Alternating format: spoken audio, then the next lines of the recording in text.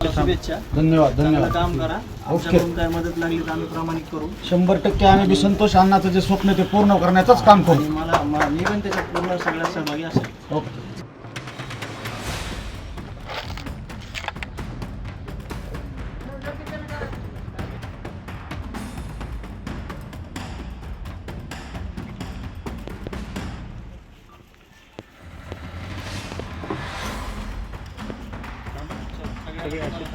धन्यवाद धन्यवाद. काम करा. ओके. काय मदत लागली तर आम्ही प्रामाणिक करू. 100% आम्ही बी संतोष अण्णाचं जे स्वप्न ते पूर्ण करण्याचंच काम करू. मी पण त्याच्यात पूर्ण सगळ्यात सहभागी असेल. चला.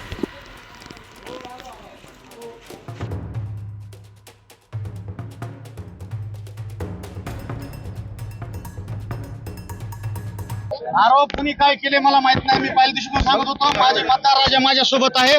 त्यांनी आज मतदान रूपी आशीर्वादातून ते सिद्ध केलं आहे. कोण कुठलंय कुणी काय माझ्यावर आरोप केले तरी माझी जनता पहिल्यापासून माझ्या सोबत होती.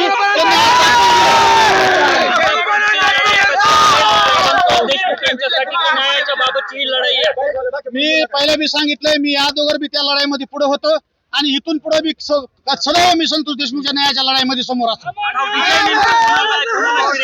हा विजय ही माझी जनता आहे. माझे जे तरुण वर्ग आहेत ज्यांनी दिवसाचा रात्र केला त्या सगळ्या तरुण मित्राचा हा माझा विजय आहे. माझ्या जनतेचा विजय, माझ्या गावातील स्वाभिमानी मतदारांचा विजय. हा काय नेमका विश्वास तुमच्यावरती मतदारांनी ठेवला? येणाऱ्या काळामध्ये फक्त गावातले आमचे काम कोण करू शकतो हे जनतेने ओळखून घेतलं आणि त्याच्यानुसार मला त्यांनी विजय केले.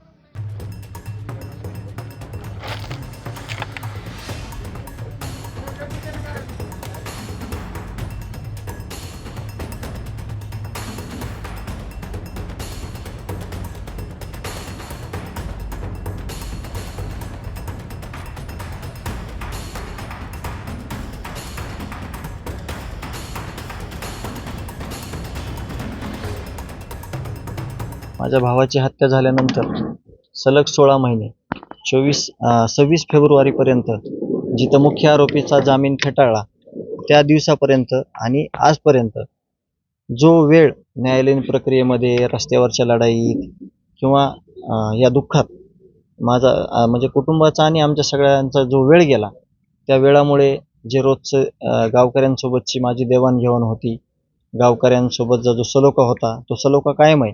परंतु त्याला मला वेळ देता आला नाही जसा द्यायचा तसा प्रॉपर. म्हणून या गोष्टीला मला सामोरे जावं लागतंय. तर तो जो झालेला पराभव आहे तो मला मान्य आहे. आता नेमकं पुढं सामाजिक कार्य कशा पद्धतीने चालणार आहे आणि संतोष अण्णांचा वारसा देखील कशा पद्धतीने चालेल? नवनिर्वाचित सरपंच आहेत त्यांना कशा पद्धतीने 2011 पासून ते आत्तापर्यंत जे मतदान रूपी आशीर्वाद या गावाने एक गावचा भातसा म्हणून पाहुणा म्हणून जो दिलेला आहे तो लाख मोलाचा आहे. कारण का मतदान प्रक्रिया ही वारंवार 5 वर्षांनी येते, परंतु आशीर्वाद कायम ठेवणं, पाठीमागं भक्कमपणे उभं राहणं हे आमच्या दोघांच्याही नशिबी होतं. दुर्दैवाने अण्णा आज इथं नाही आहेत, परंतु येणाऱ्या काळामध्ये जो अण्णांचा सगळ्या गावकऱ्यांना घेऊन सोबत जो सामाजिक वारसा आहे, ज्या अडीअडचणी आहेत ते मला जास्तीच्या जास्त प्रमाणात सोडवणं होतील तेवढं मी सोडवण्याचा प्रयत्न नक्कीच करेल. आणि हा जो पराभव झालेला आहे तो मला मान्य आहे. आणि याच्यानंतर गावाची एक चांगली ओळख जशी अण्णाने केली होती तशीच या गावाची ओळख व्हावी आणि चांगले शाश्वत कामं व्हावे अशी मी अपेक्षा करतो आणि विजयी उमेदवाराला शुभेच्छा देतो. आता गावात जे न्यायालयीन लढाई आहे आणि संतोषांचा त्याच्यावरती काही परिणाम होईल का आणि गाव नेमकं त्या लढाईमध्ये कसं होतं? नाही, 1% त्या लढाईमध्ये न्यायालयीन लढाईमध्ये गावाचं काही चुकीचं होणार नाही. सगळे सोबत आहे. त्या न्यायाच्या लढाईमध्ये कोणी ही राजकीय लढाई होती. काल 5 वाजता 5:30 वाजता संपली. आज निकाल लागला. एक जण विजय झाला, एक जण पराभव झाला. तो राजकीय विरोध किंवा राजकीय काही देवाणघेवाण झालेली आरोप प्रत्यारोप ते संपले. न्यायाच्या लढ्यामध्ये सगळं गाव माझ्यासोबत आहे आणि मी गावासोबत. हा माझा निवडणूक माझे कैलासवासी वडील विश्वनाथरावजी देशमुख आणि आमच्या गावचे सुपुत्र कैलासवासी संतोषराव देशमुख यांना मी हा माझा विजय समर्पित करतो.